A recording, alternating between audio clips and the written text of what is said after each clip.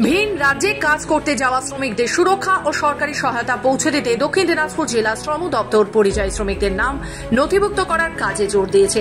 সম্প্রতি হরিয়ানা সহ অন্যান্য রাজ্যে বাঙালি শ্রমিকদের হেনস্থার ঘটনা সামনে আসার পর এই পদক্ষেপ নেওয়া হয়েছে বলে জানা যায়। জেলা শ্রম দপ্তর সূত্রে খবর, 2023 সাল থেকে দুয়ারে সরকার ও আমাদের পাড়া আমাদের সমাধান প্রকল্পের মাধ্যমে শ্রমিকদের নাম রেজিস্ট্রেশন করা শুরু হয়েছে। সরকারি হিসেবে বর্তমানে প্রায় 35,000 পরিযায়ী শ্রমিক নথিভুক্ত হয়েছে। দপ্তর আরও জানায়, পরিযায়ী শ্রমিকদের নিরাপত্তা সুনিশ্চিত করতে দুর্ঘটনার মৃত্যুর ক্ষেত্রে রাজ্য সরকার 50,000 থেকে 2 লক্ষ টাকা পর্যন্ত আর্থিক সহায়তা প্রদান করে। পাশাপাশি ভিন রাজ্যের সমস্যায় পড়লে শ্রমিক ও তাদের পরিবারের পাশে দাঁড়ানোর আশ্বাসও দিয়েছে প্রশাসন। বর্তমানে জেলায় হেনস্থার আতঙ্কে অন্তত 500-র বেশি শ্রমিক রাজ্যে ফিরে এসেছে বলে জানা যায়। সেই প্রেক্ষিতেই জেলা প্রশাসন আরও সক্রিয় হয়েছে। নথিভুক্তির প্রক্রিয়াকে সহজ করতে শ্রম দপ্তর বিভিন্ন ব্লকে বিশেষ ডেস্ক চালু করেছে। পাশাপাশি থাকবে টোল ফ্রি নম্বর ও দিদিকে বলো হেল্পলাইনের সুবিধে, যাতে জরুরি পরিস্থিতিতে শ্রমিকেরা দ্রুত সাহায্য পেতে পারে। পরিযায়ী শ্রমিকদের পাশে থাকার বার্তা দিয়েছে রাজ্য সরকার। আমরা হরিয়ানা থেকে আসছি। কি কারণে? ওখানে ভোটার কার্ড দেখছে, আইডি দেখছে, তাও মানছে না, ধরে লিখে পিটাচ্ছে। এখন লাস্টে ডিক্লার দিল যে তোমরা চলে যাও। তার জন্য আমরা গাড়ি রিজার্ভ করে আসছি। কতজন আসলেন এরকম?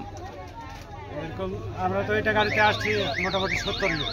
বিষয়টা হচ্ছে যে একটা বর্তমান যে খবরের যে আবহাওয়ার মধ্যে সবচেয়ে গুরুত্বপূর্ণ বিষয় হিসেবে দেখা যাচ্ছে যে মাইগ্রেন্ট ওয়ার্কার যারা আমাদের দক্ষিণ দিনাজপুর থেকে বহুজন যারা বাইরে কাজ করতে যান ভিন রাজ্যে, তারা মোটামুটি কাজ করতে গিয়ে বহু বছর ধরে কাজ করছেন, 10 বছর কে 15 বছর ইত্যাদি। সেখানে সম্প্রতি একটু সমস্যা হচ্ছে। সম্প্রতি সমস্যা বলতে আমরা খবরে আবহাওয়া দেখতে পাচ্ছি যে তাদের বিভিন্ন রকম হ্যারাসমেন্ট হচ্ছে।